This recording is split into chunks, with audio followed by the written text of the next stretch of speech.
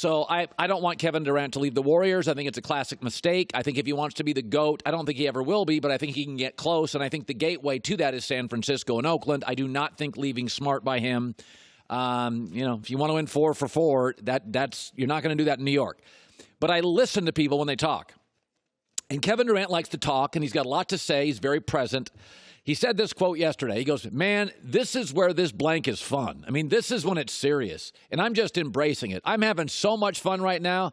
This time of the year is what I'm geared for. You go through such a long season to get to this point, and now it's time to have fun. Oh, you mean the regular season is a grind and a long season?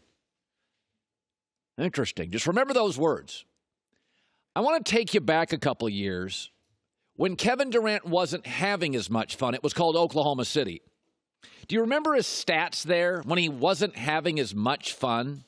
In Oklahoma City, it should be noted, these stats are playoff numbers. Harden was there for some of it. Westbrook was there for some of it. He shot 45% from the floor, 33% on threes.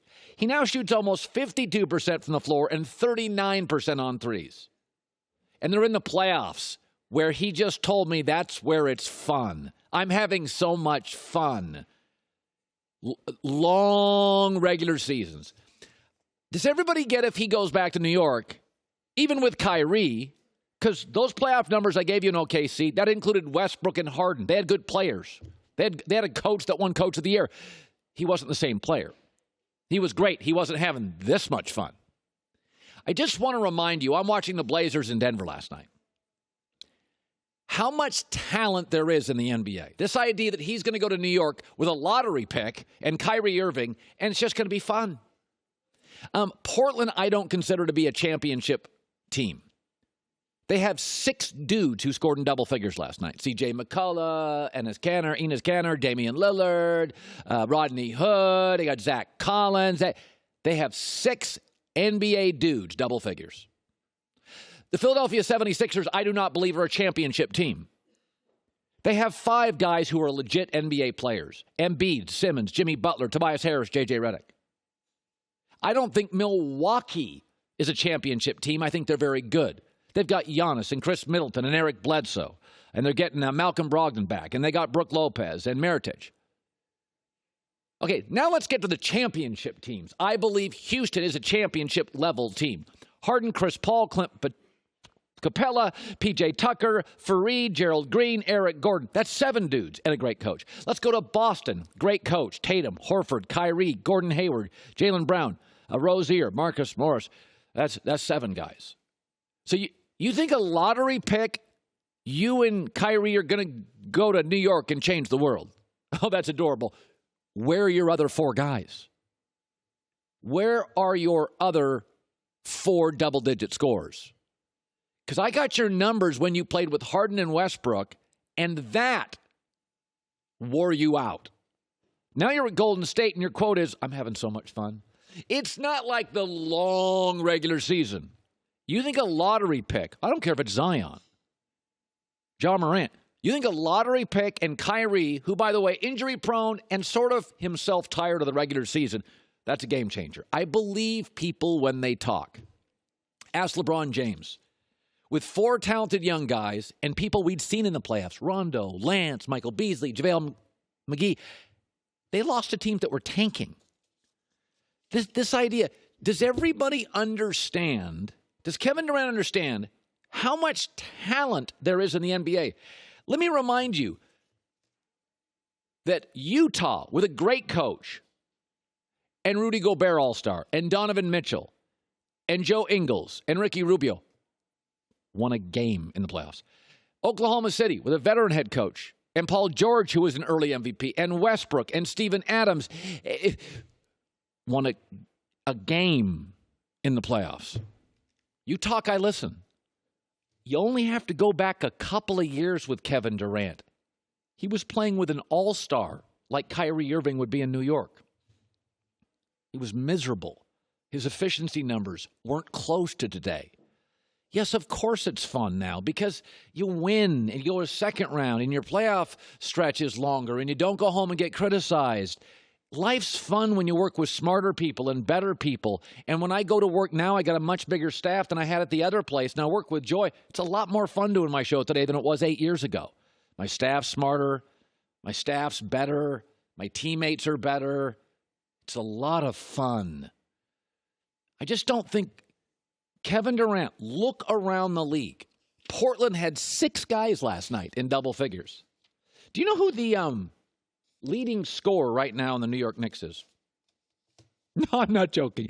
Emmanuel Mudiay. Okie dokie. Kyrie Irving, a 19-year-old, Kevin Durant, and Emmanuel Mudiay. Brah. That's not winning a second playoff series in the East. And I'm not sure it's winning a playoff series in the West. Listen to your own words.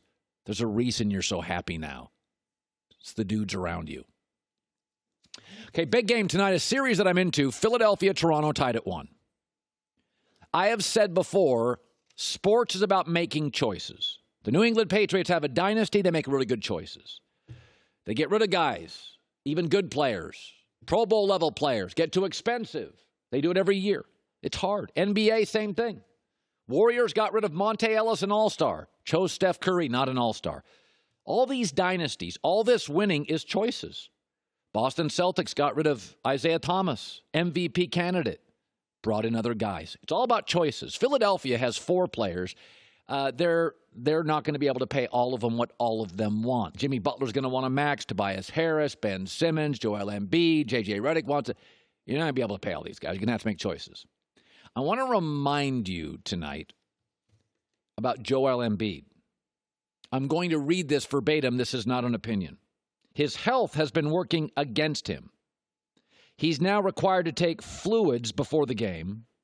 He continues to suffer from tendinitis in his left knee that caused him to miss 14 of the Sixers' final 24 regular season games after the All-Star break. He missed playoff games last year in Miami and already has missed one this year. Philadelphia, when the world gives you a medical warning, you know, you've seen cigarette boxes. It says on the side, smoke these and die a painful death. That's enough for me. That's why I don't have a great deal of sympathy for chain smokers. The box is telling you, scale back, Smokey. It's going to hurt when you die. Okay, the NBA gives you, on the side of its box, a big warning. 7-footers get hurt early, it never gets better.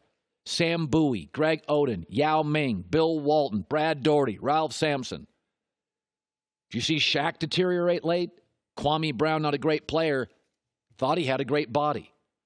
Joel Embiid has missed 63% of the games in Philadelphia, and he's an all-star, and you're going to have to make a choice eventually. He needs 6 treatments to play the day of the game. And Embiid's got back, knee, and foot issues. I'd like to repeat, back, knee, and foot issues. That is what they call the big man injury bingo. That is the kryptonite trifecta. That's not a sprained wrist or an ice cream headache. Back, knee, foot issues for a 7-footer.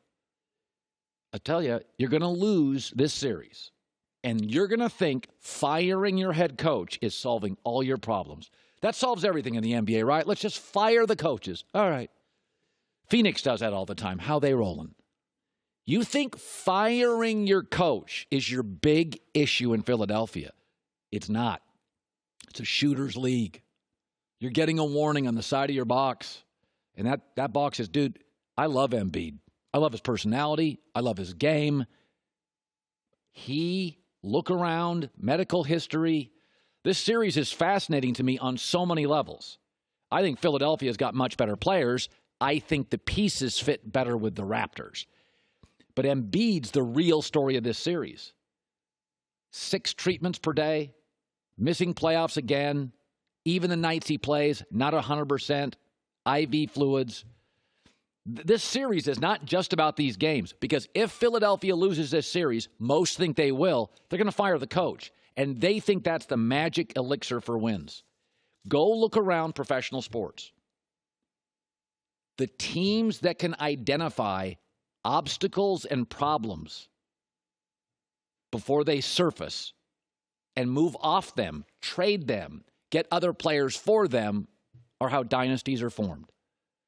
Go look at the Spurs' early history. Go look at the Patriots' early history. Go look at the Golden State moving off Monte Ellis. Sometimes you got to move all-stars. Oklahoma City did. They got rid of the wrong all-stars. Oklahoma City could be the Warriors right now. Does everybody get that? That KD and James Harden could be playing together. They made the wrong choice. Now they're a one and done. And I say one and done, I don't mean first round. They're one win in the playoffs and done. Philadelphia has a chance to be incredible, or they have a chance to be OKC, and just pick the wrong guys. I can love Embiid the dude, love Embiid the player, and be petrified about Embiid's physical reality. Watch this series tonight, not just the games, but this is the next OKC. 3, 4 great players. Look at the choices the Thunder made. Sixers, don't kid yourself. They're not signing all 4 of these guys. Okay, they're not. You can keep convincing yourself. They're not. They're not going to keep all 4 or 5 of these guys, if you count J.J. Redick. Choices. It's the difference between the Warriors and the Thunder. Will it be the difference between the Celtics and the Sixers? Game 3 in this series tonight. Hi, everybody. Thanks for watching. Subscribe here to get the latest from the show. Also, be sure to check out more of the best clips from The Herd or go watch a few segments from other shows on FS1.